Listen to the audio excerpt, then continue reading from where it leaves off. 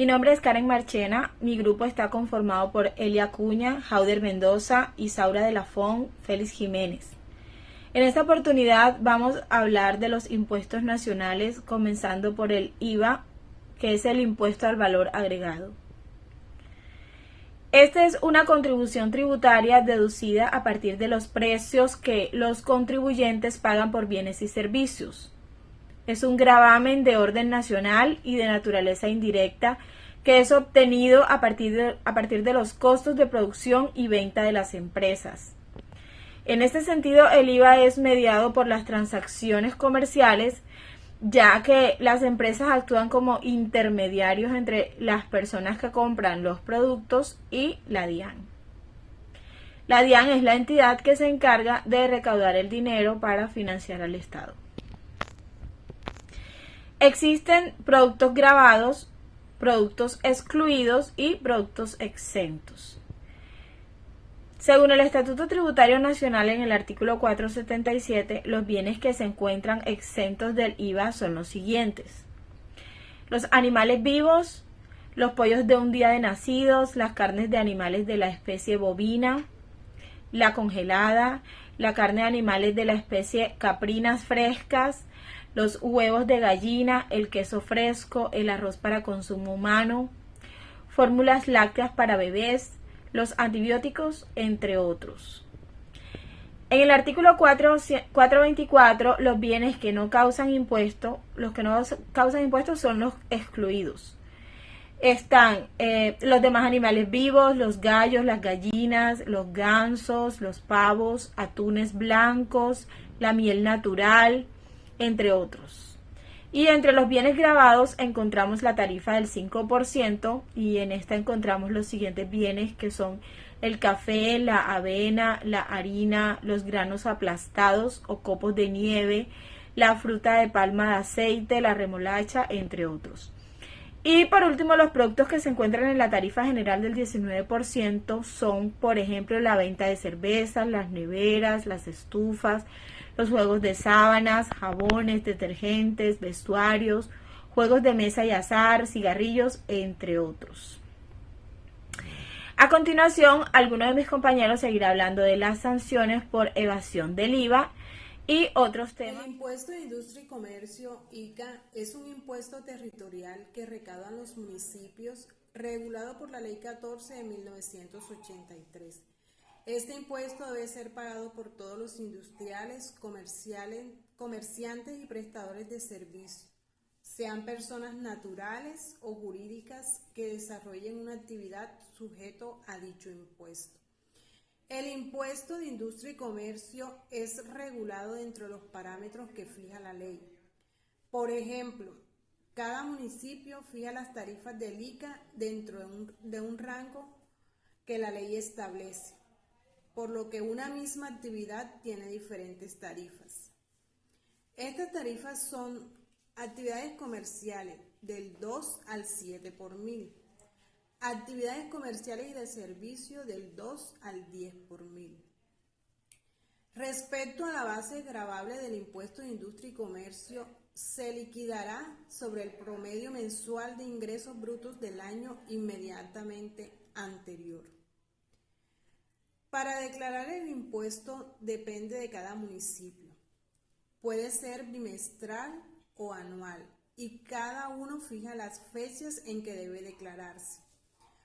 Lo único que está unificado es el formulario en que se debe declarar el ICA, gracias que a la Ley 1819 de 2016 ordenó crear un formulario único para todos los municipios del país. De las retenciones en la fuente. Muchos lo consideran un impuesto, pero realmente es un mecanismo de recaudo anticipado. Es una técnica que aplica la DIAN para acceder y recibir de manera anticipada los impuestos a títulos de renta aplicados en una operación. La retención en la fuente es aplicada en el momento de comprar o adquirir un bien o servicio. Los elementos que intervienen en la retención son: el sujeto pasivo es la persona natural o jurídica que vende el producto o el servicio. Significa que a ellos es a quienes se les va a aplicar la retención. El agente retenedor es quien realiza la compra de este producto o servicio. Ellos son los que están obligados a aplicar la retención. Está el pago, que es el valor total de la compra realizada.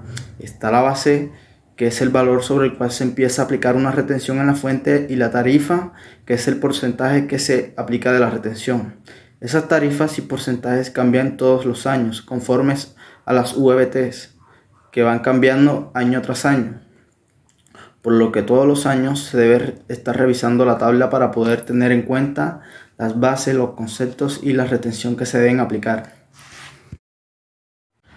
Para poder determinar quiénes son los agentes de retención, debemos citar el artículo 368 del Estatuto Tributario, que dice lo siguiente: son agentes de retención o de preservación las entidades de derecho público, los fondos de intervención, los fondos de valores, los fondos de pensión de jubilación e invalidez, los consorcios, las comunidades organizadas, las uniones temporales y las demás personas naturales o jurídicas, las sucesiones ilíquidas y las sociedades de hecho, que por sus funciones intervengan en actos u operaciones en los cuales deben, por expresar disposición legal, efectuar la retención o percepción del tributo correspondiente. Como entendemos, nos mencionan ahí quienes pueden llegar a ser los agentes de retención. También citar el párrafo 2 del artículo 368 del Estatuto Tributario, donde dice lo siguiente: además de los agentes de retención enumerados en este artículo, el gobierno podrá designar como tales a quienes efectúen el pago o abono en cuenta a nombre de terceros o en su calidad de financiadores de la respectiva operación, aunque no intervengan directamente en la transacción que da lugar al impuesto objeto de la retención. Lo que quiere decir esto básicamente es que el gobierno determina que todas las personas jurídicas están catalogadas como agentes de retención según este párrafo. Los conceptos generales sobre los cuales aplica la retención en la fuente son conceptos salariales, honorarios y consultorías, compras, servicios y otros. Para aclarar, si en una empresa realizan una venta de 2 millones de pesos, como supera la base mencionada en la tabla, dice la tabla que la tarifa que hay que aplicar es del 2,5%, es decir, que le aplicarían una retención de 50.000 pesos. Ahora, supongamos que esta misma empresa, al finalizar el periodo electivo, tiene que pagar una renta de 120.000 pesos. Como ya le realizaron una retención en la fuente por 50.000 pesos, tendría que pagar solo la diferencia, que serían 70.000 pesos. Si tiene más retenciones, se sigue bajando el valor hasta el momento en que incluso puede llegar a tener un saldo a favor por retenciones practicadas en el año. Sanción por evasión de IVA. El contribuyente que no pague el IVA que recaude o las retenciones en la fuente que practique pueden ser condenados a una pena privativa de la libertad de 48 a 108 meses por evasión o por omisión del agente retenedor o recaudador. El agente retenedor y el responsable de IVA es un recaudador de impuestos para el Estado, y en esta medida cumple una función pública, pues está recaudando unos dineros que no son suyos, sino que son recursos públicos, y en que luego de recaudarlos debe transferirlos al Estado. Los impuestos recaen sobre los sujetos pasivos, y quien recauda el IVA o la retención en la fuente no más que un intermediario entre el Estado y el obligado a pagar el impuesto, cuya misión es recaudar ese impuesto a nombre del Estado, quedando obligado a transferir al Estado lo recaudado. Si en el Estado encomienda a un contribuyente para que le recaude los impuestos y éste omite su obligación de recaudar o retener según corresponde, o peor, si lo recauda y se lo queda, está incurriendo en un delito penal conocido como omisión de agente retenedor o recaudador. Mi nombre es Isabel y les hablaré acerca de la presentación y el pago. Cuando el contribuyente cuente con el formulario, puede imprimirlo y pagar el valor del impuesto en cualquiera de las entidades financieras autorizadas a nivel nacional. Este pago puede hacerse en efectivo o en cheque de gerencia. y se debe realizar a nombre de la fiduciaria La Previsora S.A. Para prevenir aglomeraciones en los bancos, el pago también podrá realizarse a través de una transferencia electrónica a la cuenta de ahorros del Banco de la Vivienda con el mismo nombre de referencia que les di anteriormente, que sería la fiduciaria La Previsora S.A.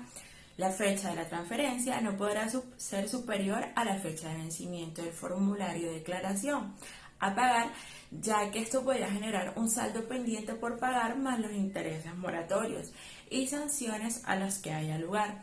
Una vez se realice este proceso para la presentación y validación de la declaración, se debe enviar el formulario en PDF al correo electrónico institucional declaraciones.ica@barranquilla.gov.co, adjuntando también el comprobante del pago del banco o el comprobante de la transferencia electrónica realizada. También debemos tener en cuenta que la fecha de presentación de las declaraciones tributarias será aquella en la que se reciba previamente en el correo electrónico. Gracias.